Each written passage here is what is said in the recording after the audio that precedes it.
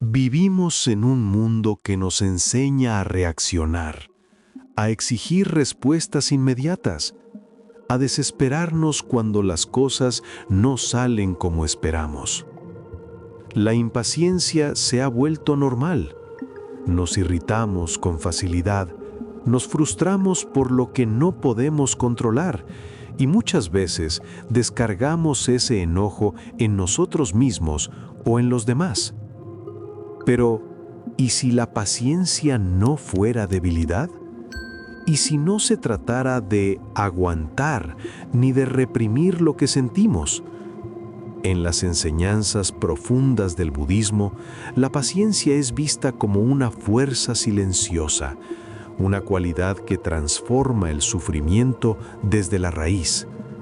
No es pasividad, no es resignación, es claridad en medio del conflicto. En este video vamos a explorar por qué perdemos la paciencia, qué ocurre en nuestra mente cuando reaccionamos y cómo cultivar una calma real, incluso cuando la vida nos presiona. Si alguna vez has sentido que todo te supera, si te descubres reaccionando con enojo o frustración, este espacio es para ti. Respira, quédate hasta el final, porque la paciencia no se encuentra afuera, se cultiva dentro. Capítulo 1. Reconocer la impaciencia. Hay momentos en los que todo parece ir más lento de lo que quisiéramos. El tráfico, una respuesta que no llega, una persona que no entiende, una situación que se repite una y otra vez. Y entonces aparece esa tensión interna, una incomodidad silenciosa que aprieta el pecho, que acelera la mente y nos empuja a reaccionar. Tal vez no lo llamamos enojo.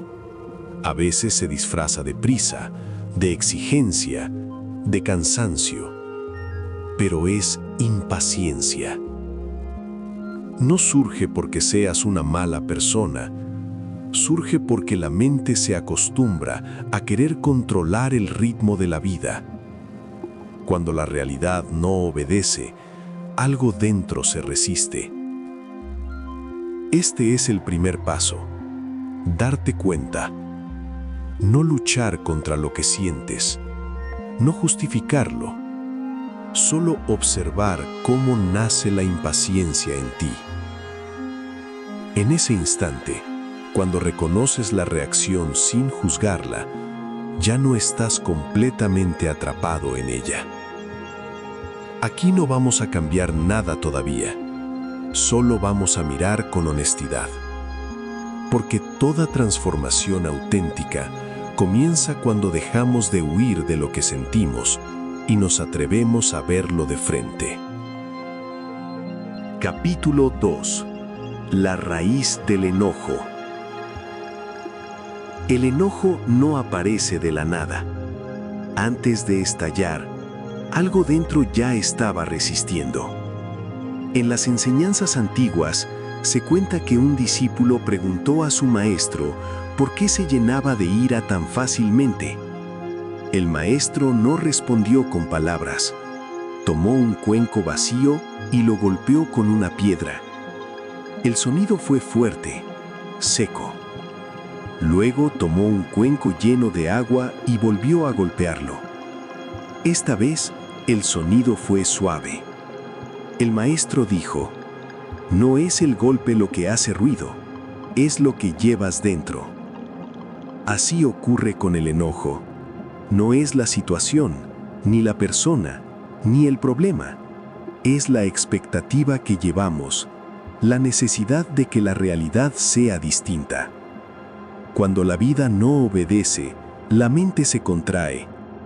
Quiere controlar, apresurar, corregir, y cuando no puede, reacciona. La raíz del enojo es esta resistencia silenciosa, el deseo de que todo sea como yo quiero, cuando yo quiero. Al ver esto con honestidad, algo comienza a aflojarse, porque comprender la raíz no elimina el problema, pero sí debilita el impulso de reaccionar. Y ahí, muy suavemente, empieza a nacer la paciencia. Capítulo 3. La falsa idea de la paciencia. Muchos creen que la paciencia es callar, apretar los dientes y soportar, como si fuera una forma elegante de sufrir en silencio. Pero esa idea, lejos de traer calma, acumula tensión. Se cuenta que un monje pasó años esforzándose por no enojarse. Cuando algo lo molestaba, sonreía y guardaba silencio. Un día, su maestro le pidió que sostuviera una taza llena hasta el borde mientras caminaba. Al primer tropiezo, el agua se derramó. El maestro le dijo: no fue el tropiezo lo que derramó el agua, fue que la taza estaba demasiado llena. Así funciona la falsa paciencia. No libera el enojo, lo guarda. No transforma la mente, solo la endurece. La verdadera paciencia no nace del esfuerzo por controlar lo que sientes, sino de comprenderlo. Cuando intentas aguantarte, luchas contigo mismo. Cuando observas con claridad, algo se suaviza. Paciencia no es reprimir, es permitir que la emoción surja sin obedecerla. Es darte espacio para ver antes de reaccionar. Mientras creas que la paciencia es resistencia, seguirás cansándote. Cuando entiendas que es comprensión, dejará de sentirse pesada y comenzará a sentirse libre. Capítulo 4. La mente que reacciona. La mente no espera. Antes de que puedas darte cuenta, ya reaccionó. Un sonido, una palabra, un gesto, y de inmediato surge una historia. Esto no debería pasar. Me están faltando al respeto. Otra vez lo mismo. En los antiguos relatos se compara a la mente con un mono inquieto, saltando de pensamiento en pensamiento, agarrándose de cualquier estímulo para moverse. No es que el mono sea malo, es que nunca se le enseñó a quedarse quieto. Cuando la mente reacciona, no ve la realidad, ve su interpretación. Responde desde hábitos antiguos, desde miedos no resueltos, desde la necesidad de defenderse. Por eso el enojo aparece tan rápido, no porque la situación sea grave, sino porque la mente ya estaba entrenada para reaccionar así. El primer acto de sabiduría no es detener el pensamiento, sino verlo surgir. En el instante en que observas la reacción sin seguirla, se abre un pequeño espacio, y en ese espacio, por breve que sea, la mente deja de mandar y comienza a escuchar. Ahí no hay lucha, solo presencia. Y donde hay presencia, la reacción empieza a perder fuerza. Capítulo 5. El instante de elección. Entre lo que sucede y lo que haces, existe un instante casi invisible, tan breve que suele pasar desapercibido. En una antigua historia, se dice que un hombre fue insultado en público. Todos esperaban su reacción, pero él guardó silencio. Cuando le preguntaron por qué no respondió, dijo: si alguien me ofrece un regalo y no lo acepto, ¿a quién pertenece? Ese instante es el momento de elección. No siempre puedes evitar lo que ocurre, pero sí puedes decidir qué hacer con ello. La mayoría reacciona porque no ve ese espacio. La emoción aparece y la acción la sigue como una sombra. Pero cuando la mente se aquieta, aunque sea un poco, el espacio se revela. No se trata de pensar mejor, sino de pausar. Una respiración consciente, un segundo de presencia. Eso basta para que la reacción pierda autoridad. En ese pequeño espacio no hay enojo ni paciencia, hay claridad. Y desde la claridad, la respuesta cambia. No porque te obligues, sino porque ya no estás dormido. Ese instante, tan simple y tan poderoso, es donde comienza la verdadera libertad interior. Capítulo 6. Aceptar no es rendirse. Aceptar suele confundirse con perder, como si al aceptar una situación renunciaras a cambiarla. Pero en las enseñanzas antiguas, la aceptación es vista como claridad, ver las cosas tal como son, antes de intentar transformarlas. Se cuenta que un discípulo luchaba contra el dolor de su pierna enferma. Cuanto más se resistía, más sufría. Su maestro le dijo: "El dolor está ahí, pero el sufrimiento lo estás fabricando tú". Aceptar no elimina el dolor, elimina la pelea interna. Cuando dejas de discutir con la realidad, la mente deja de tensarse. Y al relajarse, aparece una inteligencia más profunda. Aceptar es dejar de exigir que el momento sea distinto. Es reconocer que, ahora mismo, esto es lo que hay. Desde esa aceptación surge una calma extraña, no porque todo esté bien, sino porque ya no estás luchando. Y desde la calma, las acciones son más claras, más firmes, más justas. Aceptar no te vuelve débil, te vuelve presente. Y solo desde la presencia, la paciencia deja de ser un esfuerzo y comienza a ser natural. Capítulo 7. Paciencia con los demás. La mayor prueba de la paciencia casi nunca es la situación, sino las personas. Alguien que habla de más, alguien que no escucha, alguien que actúa desde su propio dolor. En las historias antiguas se dice que un maestro convivía con un discípulo especialmente difícil. Cuando le preguntaron por qué lo soportaba, respondió: "Él no vino a enseñarme calma, vino a mostrarme dónde aún no la tengo". Los demás no crean nuestra impaciencia, la revelan. Cada vez que alguien nos altera, toca una expectativa, una herida, una necesidad de control. La paciencia con los demás no significa permitir abuso ni callar injusticias. Significa ver con claridad desde dónde reaccionamos. Cuando comprendemos que cada persona actúa desde su nivel de conciencia, la exigencia se suaviza. No porque aprobemos todo, sino porque dejamos de tomarlo como algo personal. Así, el otro deja de ser enemigo y se convierte en espejo. Y en ese espejo, la paciencia se vuelve comprensión. Capítulo 8. Paciencia con uno mismo. A veces somos pacientes con todos, menos con nosotros.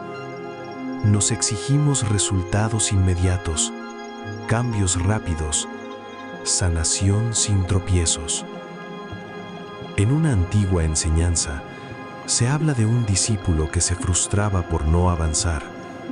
Su maestro le mostró una semilla y le dijo: "Si la jalas para que crezca más rápido, la destruyes". Así somos con nosotros mismos. Queremos llegar sin atravesar el proceso. La impaciencia interior se manifiesta como culpa, como dureza, como una voz que nunca está satisfecha. La verdadera paciencia empieza cuando dejamos de pelearnos con nuestro propio ritmo, cuando entendemos que crecer también implica caer, dudar, volver a empezar. Ser paciente contigo no es conformarte, es acompañarte. es hablarte con la misma compasión con la que tratarías a alguien que amas. Y cuando esa relación interna se suaviza, la paciencia deja de ser una práctica externa y se convierte en una forma de vivir. Capítulo 9. La práctica en lo cotidiano. La paciencia no se cultiva solo en el silencio, sino medio de la vida, en la fila que avanza lento, en la palabra que no llega, en el error que se repite.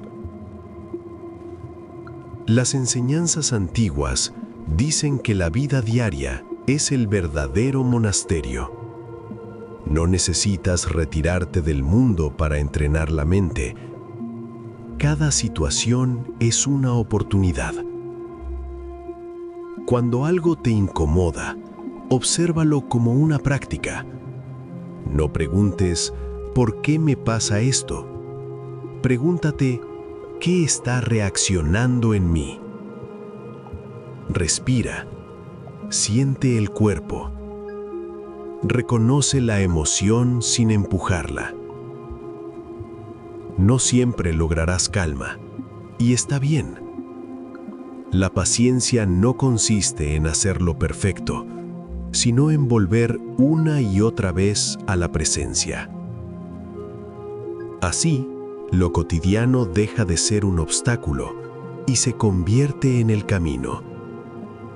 Y sin darte cuenta, la mente aprende a responder con más suavidad, no porque la vida sea distinta, sino porque tú lo eres.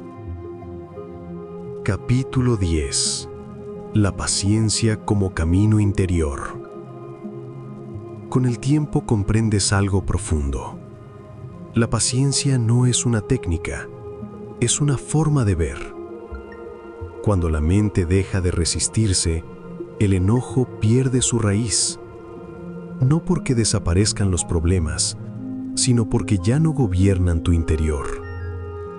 Las antiguas enseñanzas dicen que una mente entrenada es como un lago en calma. Las piedras pueden caer, pero el agua vuelve a quietarse.